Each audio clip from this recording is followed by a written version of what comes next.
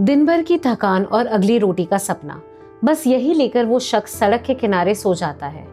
उसके लिए वो फुटपाथ ही उसका महल था। अचानक एक आहट सुनाई देती है। एक भारी लोहे की रॉड सड़क पर घिसते हुए उसकी तरफ बढ़ रही है। थकान इतनी थी कि उसने ध्यान नहीं दिया, पर वही उसकी सबसे बड़ी गलती थी। इससे पहले कि वो आंख खोलता, वो रॉड उसके सर पर गिर जाती है, बिना किसी वजह, बिना किसी दुश्मनी के। कौन था ये रॉड वाला आदमी जो सोते हुए लोगों का दुश्मन बन गया था?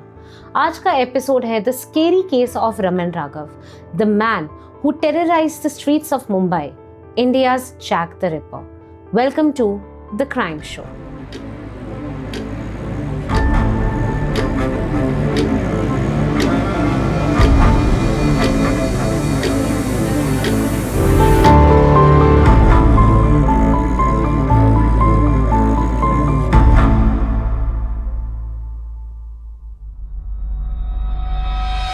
अक्सर किसी साइकोपैथ के बचपन में झांका जाता है तो मिलता है एक डार्क बचपन।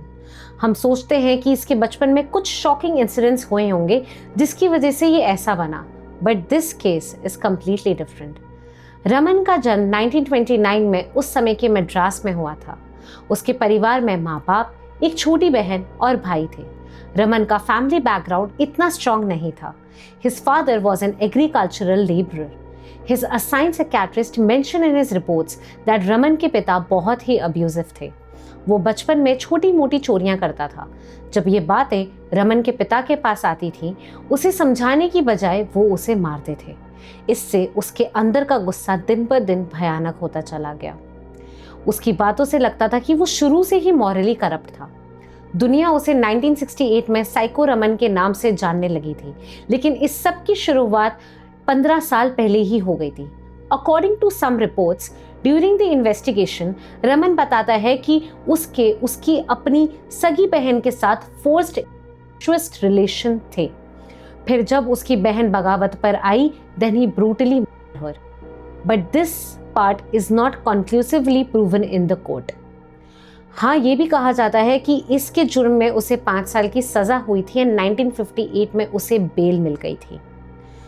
ये कहा जाता है कि रमन 1958 में जेल से निकलकर सीधा बॉम्बे चला गया था और बॉम्बे आकर रमन नहीं रहा। उसने अपना पुराना लिबास और नाम दोनों उतार फेंके। कभी सिंधी दलवाई, कभी तलवाई, कभी अन्ना, कभी तंबी और कभी वेल्लू स्वामी। अब उसे पता था कि यहाँ बॉम्बे में उसे ट्रैक कर पाना मुश्किल था और अब रमन का जीवन वो मोड़ मुड़ चुका था जहां से वो द पेवमेंट किलर का रास्ता तय करने वाला था। जेल में रहते रहते उसके अंदर की आग भी बढ़ती जा रही थी। वो अब नए शिकार ढूंढने के लिए चेंबूर और घाटकोपर के रास्तों में चला गया। वो दिन में कचरा बीनता था और रेकी करता था कि कौन कहाँ सोता था। इसके बाद वो आसपास कहीं फैक्ट्री या कंस्ट्रक्शन साइट पर एक रॉड या कोई भी ब्लंट चीज ढूंढ रहा था। इसके बाद वो इंतजार करता था देर रात होने का। जब वो लोग गहरी नींद के आगोश में होते थे, तब वो अचानक उनके पास आता था और हमला करता था।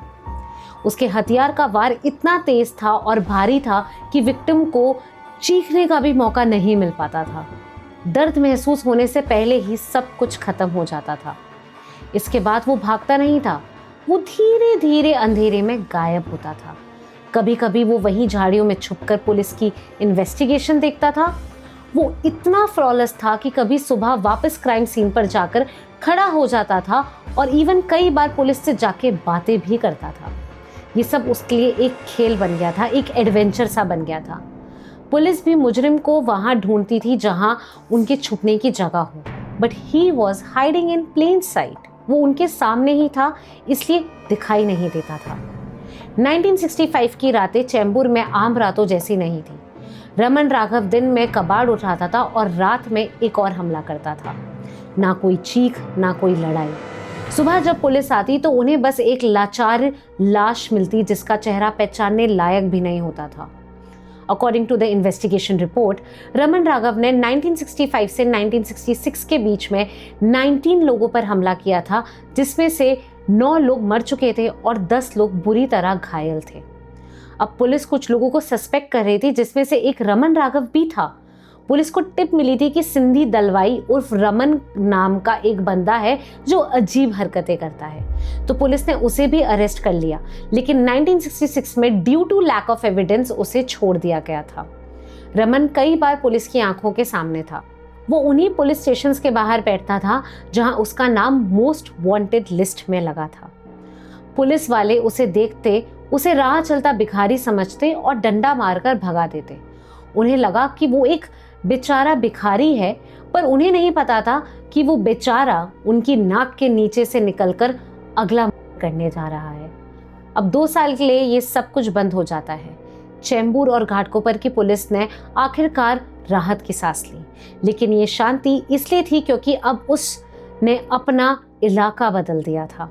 साल 1968 रमन के रिलीज के ठीक 2 साल बाद बॉम्बे के नॉर्दर्न सबर्ब्स यानी कि मलाड, गोरेगांव और बोरीवली वापस के केसेस आने लगे। सेम वही पैटर्न, वही टारगेटेड हेड इंजरीज और वही सेम पेवमेंट्स। लेकिन इस बार डर का मंजर पहले से कहीं ज्यादा खौफनाक था। बॉम्बे, जिसे सपनों का शहर कहा जाता था, अब रात होते ही मौत का कुआं बन चुका था। लोगों ने फुटपाथ पर सोना छोड़ दिया। जिन्होंने नहीं छोड़ा वो हाथों में लाठी और आंखों में खौफ लेकर जागते रहे। He killed about 15 in the time frame of 1.5 months. वो झोपड़पट्टियों और स्टेबल्स में घुस जाता था और उसके बाद पहले पूरी फैमिली को मारता था और फिर वहां चोरी करता था। वो लाखों रुपए या सोना चांदी के लिए चोरी नहीं करता था। कभी कुछ पैसे, कभी कहीं से अच्छे खाने की स्मेल आ रही हो, कभी किसी की कोई शर्ट पसंद आ जाती थी, कभी किसी का गैस स्टोव, तो कभी किसी का चश्मा। पुलिस की नाक में दम हो चुका था। 2000 से ज्यादा पुलिस वालों सड़क पर उतर गए थे। हर झाड़ी, हर रेलवे ट्रैक, हर सुनसान कोने की तलाशी ली गई। लेकिन रमन राघव, वो तो जैसे उनके दिमाग के साथ खेल रहा था। वो कभी पुलिस स्टेशन के बगल से निकल जाता तो कभी डर करके वहीं पास की झाड़ियों में बैठकर पुलिस का तमाशा देखता। ऐसा लगने लगा कि उसे पकड़ना नामुमकिन है। लेकिन कहते हैं ना कि हर मुजरिम एक गलती जरूर करता है, और रमन राघव ने भी वही गलती की। जिसने एक सरिये से पूरे मुंबई को डरा रखा था, उसका दुश्मन बना एक मामूली गीला छाता, यानी कि एक वेट अम्ब्रेला। तो हुआ ये कि 25 अगस्त 1968 उस दिन रमन राघव का टारगेट था मलाड का डॉक्टर मांडलिक्स स्टेबल्स। उसे कहीं से पता चला था कि वहां ऑफिस में हमेशा कुछ कैश पड़ा रहता है। वो किसी गेट के अंदर नहीं गया, बल्कि पीछे वाले गटर के रास्ते से चुपचाप अंदर घुसा। जब वो ऑफिस की तरफ जा रहा था तो उसने देखा कि रास्ते में एक हट के नीचे 2 लोग सो रहे हैं। उन्हें देखकर रमन थोड़ा सहम गया। उसे लगा कि अगर चोरी करते वक्त ये लोग जाग गए तो वो पकड़ा जाएगा, इसलिए उसने सोचा कि पहले इन्हें खत्म कर दिया जाए।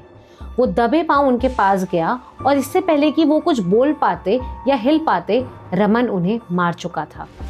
मारने के बाद जब उसने उनकी पॉकेट्स चेक करी तो उससे उनसे 7 पैसे ही मिले। अब वो वहां से आगे बढ़ने ही वाला था कि उससे एक गलती हो गई। अंधेरे में उसका पैर वहां पड़ी एक लोहे की बाल्टी से टकरा गया।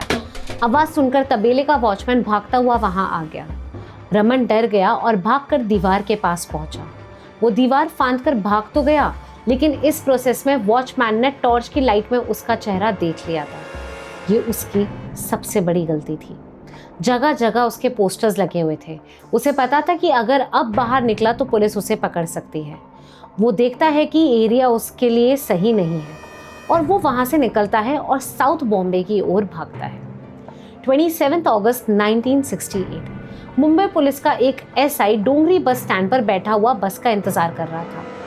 इतनी ही देर में वो देखता है कि एक फटी नीली कमीज और खादी शॉर्ट्स पहने हुए एक आदमी खड़ा था, जिस पर महीन लाल दाग थे। और सबसे अजीब चीज उसने ये नोटिस करी कि वो एक गीला छाता पकड़ा हुआ था, यानी कि एक वेट अम्ब्रेला। पर उस एरिया में यानी कि डोंगरी में उस दिन कड़ी धूप थी, बारिश नहीं हुई थी। इसके बावजूद वो एक गीला छाता कैसे लिए घूम रहा है? उसे लगा कि ये शायद वो पेवमेंट किलर ही तो नहीं जो मलाड से आया है। According to police report and statements of that SI, he was still in doubt. So he asked him कि वो कहाँ से आया है। रमन बताता है कि वो मलाड से आया है और उस दिन, जैसा आई मेंशन बिफोर, मलाड में बारिश हो रही थी। एंड वो अपनी जेब से उसका वो स्केच, उसका वो फोटो निकालता है मैच करने के लिए। वो यकीन ही नहीं कर पा रहा था कि उसके पास जो आदमी खड़ा था वो ही था जिसने पूरी मुंबई को परेशान कर रखा था। बिना किसी हिचकिचाहट के उसे तुरंत गिरफ्तार कर लिया गया और पुलिस स्टेशन ले जाया गया। लेकिन पुलिस के लिए असली संघर्ष अब शुरू होने वाला था। पुलिस रिपोर्ट्स के मुताबिक स्टेशन के लॉकअप में बंद होने के बाद उसने एक ऐसी चुप्पी बांध ली थी जिसे तोड़ना नामुमकिन हो गया था। कई घंटों तक पुलिस ने इंटरोगेशन के सभी तरीके अपनाए। रमन को डराया गया, सख्ती दिखाई गई और हर वो तरीका आजमाया गया जो किसी भी मुजरिम का मुंह खुलवा सकती है। लेकिन हैरानी की बात यह थी कि उस पर किसी भी चीज का असर नहीं हो रहा था।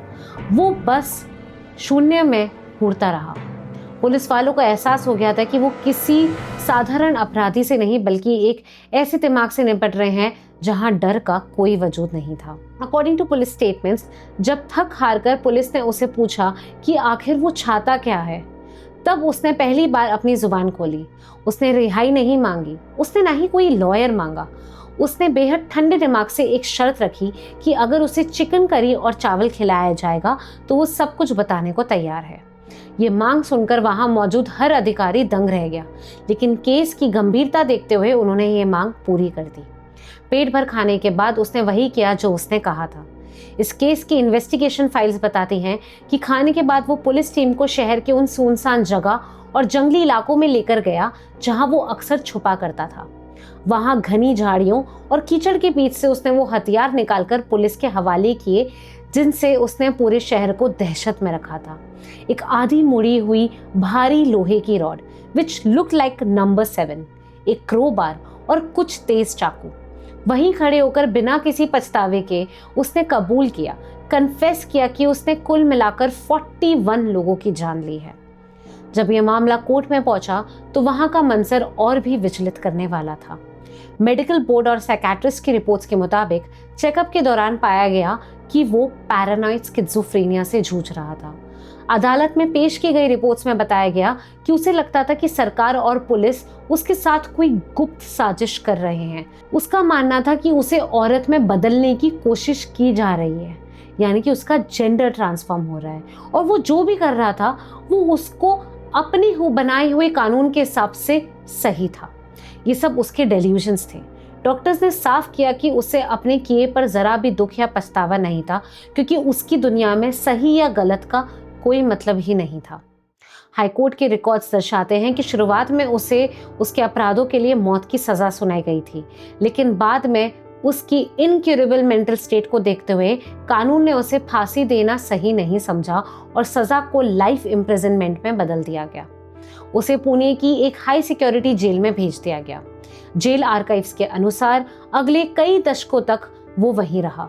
जेल के अंदर भी वो अक्सर हवा में बातें करता रहा और अजीब हरकतें करता रहा। आखिरकार साल 1995 में किडनी फेलियर की वजह से हॉस्पिटल में उसकी मौत हो गई। उसकी सांसें भले ही थम गई, लेकिन पुलिस फाइल्स में दर्ज उसकी कहानी आज भी याद दिलाती है कैसे एक भटके हुए इंसान ने पूरे शहर की नींद उड़ा दी थी।